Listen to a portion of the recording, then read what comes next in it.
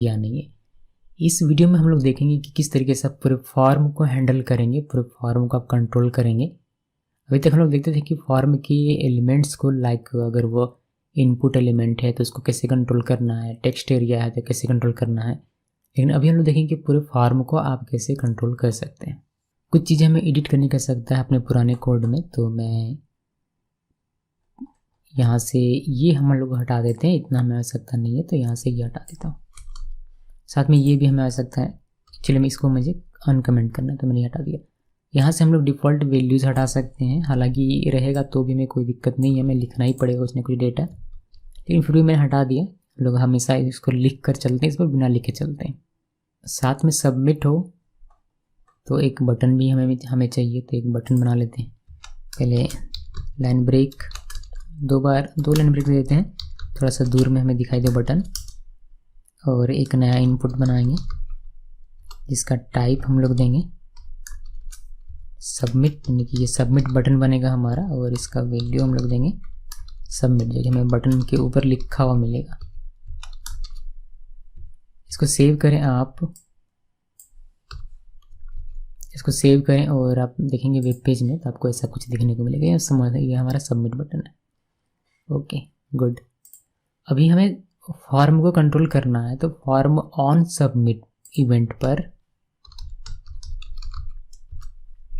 हमें एक हैंडलर चलाना पड़ेगा, दिस डॉट हैंडल सबमिट, या फिर आप जो भी नाम रखना चाहें रख सकते हैं। यहाँ आप जो भी नाम रखना चाहें रख सकते हैं, बट स्पेसिफिक होता है, थोड़ा सा रिलेट होता है फॉर्म से। लाइक हम लोग क्या करने वाले हैं इसके अंदर, इस हैंडलर के अंदर हम लोग फॉर्म को हैंडल करने वाले हैं, तो इसीलिए हम लोग लिखते हैं ज़्यादातर कि हैंडल सबमिट या फिर हैंडल चेंज या फिर हैंडल क्लिक, ऐसा करके कुछ। आप इसमें हैंडल फॉर्म भी लिख सकते हैं, लेकिन सबमिट पर हैंडल हो रहा है इसलिए मैं लिखा हैंडल सबमिट। हैंडल फॉर्म लिख सकते हैं, हैंडल ऑल फॉर्म लिख सकते हैं, ऑल फॉर्म नहीं सूट करेगा, तो जो भी आप नाम लिखना चाहें लिख सकते हैं भाई मेरे। अभी हम लोग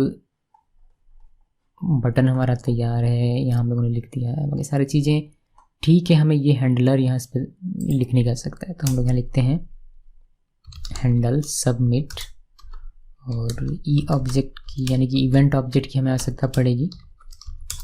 देन यहाँ हम लिखना है दिस डॉट नहीं, पहले मैं आपको कंसोल लॉग करके दिखाता हूँ कि इस ई में हमें क्या क्या मिलता है। सेव किया मैंने। अभी हम लोग देखिए इसमें एक चीज़ अभी अधूरी है, इसको मैंने सेव किया। सेव करने के बाद इसको रिफ्रेश करता हूँ मैं। हम लोग डेटा लिखते हैं, यहाँ पे डेटा लिखा है, यहाँ पे डेटा लिखा है। जैसे सबमिट करूँगा ये आएगा और चला जाएगा, ये आया, देखिए ये आएगा और चला जाएगा, बिकॉज ये इसका डिफ़ॉल्ट बिहेवियर है। हम लोग इसको डिफ़ॉल्ट को हम लोग प्रिवेंट करना पड़ेगा। सो ऑन सबमिट पर हमारा जो डिफ़ॉल्ट बिहेवियर है इसका फॉर्म का, वो प्रिवेंट होना चाहिए। तो ई यानी कि इवेंट ऑब्जेक्ट प्रिवेंट डिफ़ॉल्ट। अब ये प्रॉब्लम हमें नहीं होगी, सो मैंने प्रिवेंट कर दिया इसका डिफ़ॉल्ट बिहेवियर जो था वह। इसको हटा देता हूँ, रिफ्रेश करता हूँ। जो भी डेटा लिखना है लिखिए, सबमिट पर क्लिक कीजिए, आपको ये मिलेगा इवेंट ई ऑब्जेक्ट पर। यहाँ से आप टारगेट देख सकते हैं, उसका वैल्यू देख सकते हैं, सारी चीज़ें आपको यहाँ पर मिल जाती है। तो चलिए मैं आपको दिखाता हूँ एक एक करके। लाइक मैं अगर कंसोल लॉग करूँ ई डॉट टारगेट और इसको सेव करूँ तो ये मुझे पूरे फॉर्म का टारगेट दिखाएगा। ई डॉट टारगेट किया, रिफ्रेश किया, डेटा लिख देता हूँ यहाँ, कुछ भी डेटा, सबमिट पर क्लिक किया। आप देखेंगे ये ई डॉट टारगेट में क्या है, पूरा फॉर्म है। और इस लेवल के अंदर जाएंगे तो आपको ये इनपुट दिखेगा, देन यहाँ पर ये दिखेगा और ये बटन दिखेगा।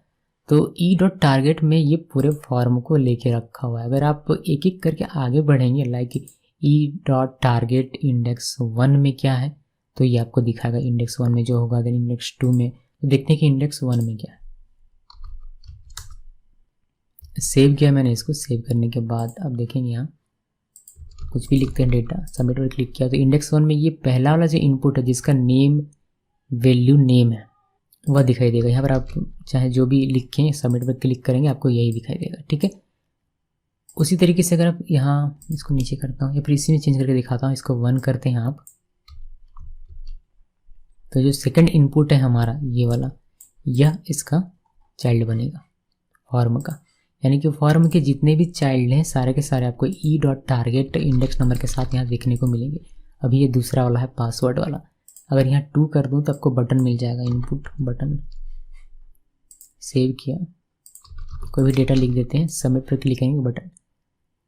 तो इतने में से हमें पता चलता है कि ई डॉट टारगेट के पास फॉर्म के अंदर जितने भी एलिमेंट होते हैं सारे के सारे होते हैं। अभी इसमें सब और क्या कर सकते हैं, इसमें से हम लोग ये कर सकते हैं कि मान लीजिए कि इस पहला वाला जो हमारा इनपुट है इसका मुझे वैल्यू जानना है, तो हम लोग कर सकते हैं पहले वाले इनपुट का इंडेक्स कितना है 0, यहाँ डॉट अगर मैं वैल्यू कर दूं तो मुझे इसका वैल्यू मिल जाएगा।